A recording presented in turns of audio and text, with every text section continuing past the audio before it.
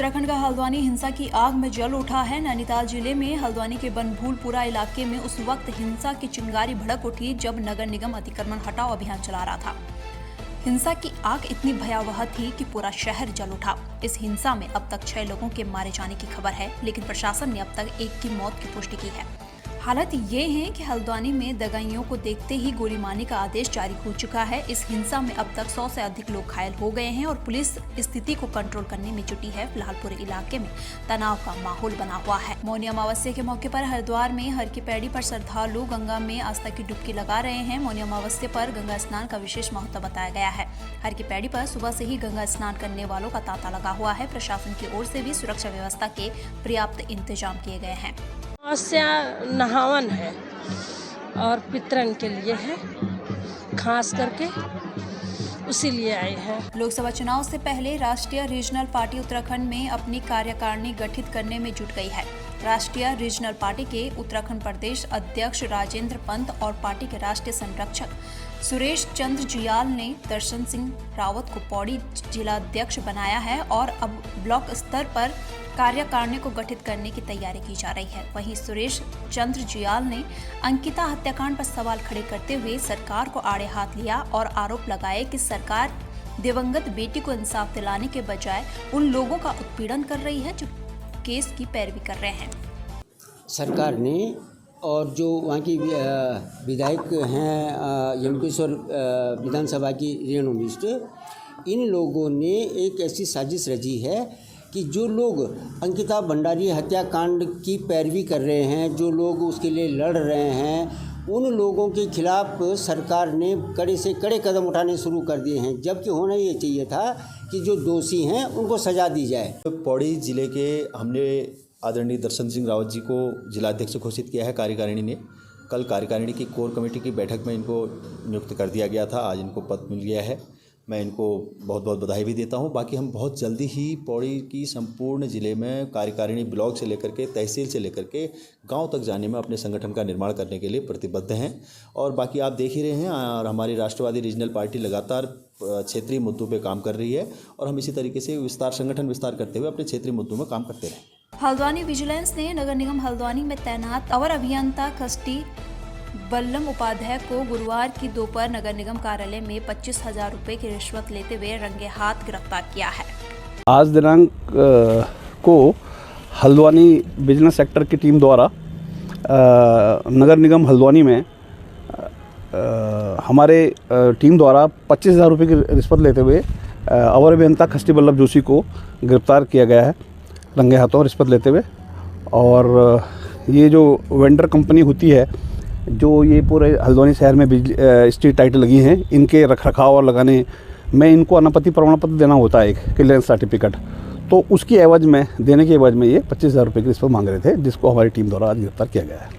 उत्तराखंड के छोटे कस्बों और शहरों से शुरू होकर किताब कौतिक अभियान देश भर में चर्चित हो गया है। Creative Uttarakhand Kumaoni archive team द्वारा कुमाऊं के लगभग सभी जिलों में किताब कौतिक के सफल आयोजन के बाद अब हल्द्वानी में पहली बार किताब कौतिक होने जा रहा है, जो आगामी 9 फरवरी से 11 फरवरी तक 3 दिन के लिए HN इंटर कॉलेज में हल्द्वानी किताब कौतिक के नाम से हो रहा है। ये किताब कौतिक जो 9, 10, 11 फरवरी को जो है ये HN इंटर कॉलेज यहाँ पर है, आपके सुशीला तिवारी के से पहले थोड़ा सा, तो वहाँ पर जो है ये 3 दिन लगेगा और 9 तारीख को 11 बजे इसकी हम प्रारंभ करेंगे इसको। और उसमें शुरू में हम इसको करियर काउंसलिंग से शुरू कर रहे हैं ताकि बच्चे का जो है इंटरेस्ट अपने करियर के प्रति कैसे उसको करना है।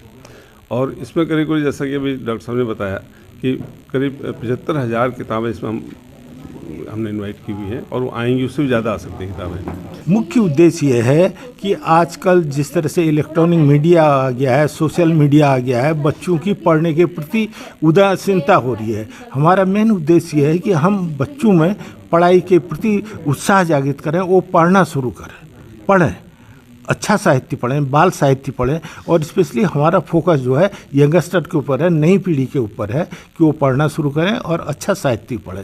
ये नहीं कि ठीक है इलेक्ट्रॉनिक मीडिया है, सोशल मीडिया है, हम ये नहीं करेंगे आप उसको मत देखिए, उसको भी देखिए, पर सेम टाइम आप पढ़ने में अपने ऊपर एक आदत बनाइए। क्योंकि किताबें सबसे अच्छी दोस्त होती हैं। कहाँ ये लगने वाला है?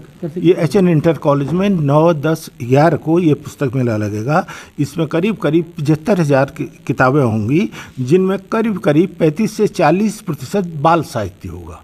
और हमारा मेन उद्देश्य है कि हम बच्चों में पढ़ने के प्रति एक क्यूरियोसिटी, एक उत्साह पैदा करें। ये हमारा उद्देश्य है। यूथ कांग्रेस ने हल्द्वानी में जय जवान कार्यक्रम आयोजित किया। अग्निवीर योजना के विरोध में अन्याय के विरुद्ध न्याय का युद्ध अभियान शुरू किया गया। कार्यक्रम में कांग्रेस के राष्ट्रीय अध्यक्ष मल्लिकार्जुन खड़गे के राजनीतिक सलाहकार गुरदीप सप्पल ने शिरकत की। इस दौरान कांग्रेस प्रदेश अध्यक्ष करण मेहरा और यूथ कांग्रेस के प्रदेश अध्यक्ष सुमित्र भुल्लर भी मौजूद रहे।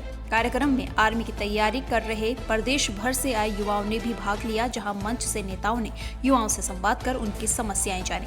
1.5 लाख से ज़्यादा नौजवान सेलेक्ट हुए थे और अग्निवीर योजना के लागू होने से उनको जो नौकरी के लिए पत्र देना चाहिए था, उनके अपॉइंटमेंट होने चाहिए थे, वो रुक गए, जो अपने आप में अफसोसजनक है। वैसे भी भारत की फ़ौज के संग एक्सपेरिमेंट बहुत गलत है। हमारे अपने रेजिमेंट्स पे हमको बड़ा घमंड है।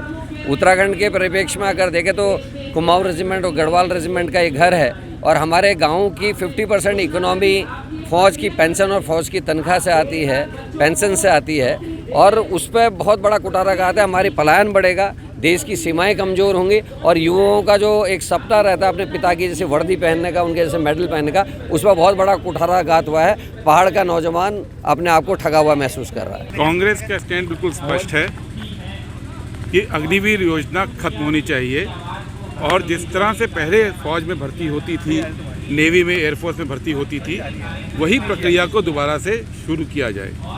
अभी पिछले दिनों हमसे और उसके बाद राहुल गांधी जी से कई हज़ार ऐसे युवा मिले जिनको कि एग्ज़ाम पास कर चुके थे, एग्ज़ाम पास ही नहीं कर दिया, उनके मेडिकल भी हो गया, उनको ज्वाइनिंग लेटर भी आ गया। ऐसे करीब 1.5 लाख लोग हैं जिनको कि ज्वाइनिंग लेटर मिल गया था, लेकिन ज्वाइनिंग रद्द कर दी गई क्योंकि भारत सरकार ने रातों रात सिस्टम चेंज कर दिया। अब ये 1.5 लाख लोगों में से करीब 200 लोग ऐसे हैं जो दुखी होकर आत्महत्या कर चुके हैं, क्योंकि एक बार सरकारी नौकरी जीवन में लगने का मौका आए और आपको अपॉइंटमेंट लेटर मिल जाए और उसके बाद आपको नौकरी ना मिले, ये दर्द कोई भी व्यक्ति इस देश का जो आम परिवार से है वो समझ सकता है। तो हमारी डिमांड बड़ी स्पष्ट है कि अगर कांग्रेस पार्टी आएगी तो अग्निवीर योजना को पूरी तरह समाप्त किया जाएगा और ये जो युवा हैं जिनको नौकरी लग चुकी थी, भले ही इस बीच में 3 साल बीत गए हों, 2 साल बीत गए हों, ओवर एज हो गए हों, उन सबको दोबारा से नौकरी दी जाएगी। ये हमारा। ऐसी ही अन्य खबरों के लिए चैनल को सब्सक्राइब और लाइक करें।